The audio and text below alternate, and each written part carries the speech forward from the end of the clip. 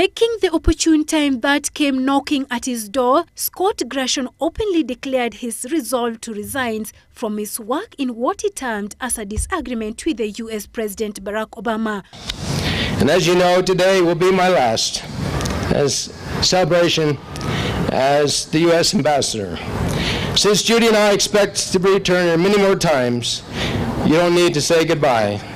We'll catch it on the next time. Though hesitant to expound on what could have led the two into parting ways, Gration, who has barely stayed in Kenya for 1 year, says the U.S. government has lifted the travel bans that had been imposed to Kenya, warning its citizens of the danger attacks in Kenya that might have been the subject of contention between the two. U.S. government officials and our temporary people that are over here working are now working in Mombasa. And it doesn't mean that the threats are diminished. We are encouraging people to work and travel with extreme vigilance, but the part that prohibited people from going down there has been lifted.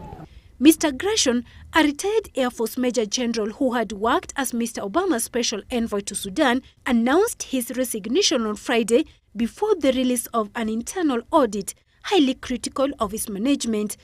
In his statement on Friday, Scott said differences with Washington regarding his leadership style and certain priorities led him to believe that it's time for him to leave. Well, let me tell you, I spent 32 years of my life.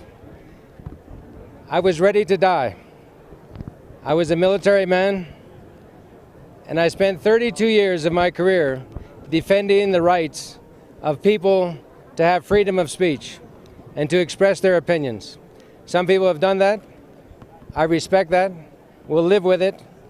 Eventually the truth will come out, and the truth shall set me free. According to the people privy to the State Department, reports describe Mr. Scott as a figure who intimidated his subordinates.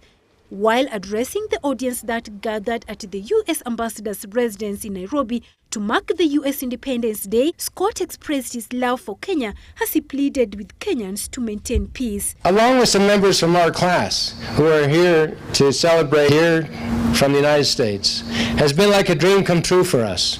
Although this assignment will soon end, we look forward to continuing our connection with Kenya, with its people. You can count on it. We'll be back. The Obama's government, allegedly accused of pushing Gration beyond limit, has however not responded to his resignation, but only issued a statement wishing Mr. Scott well as he moves into private life. Antonin Anyango, GBS News.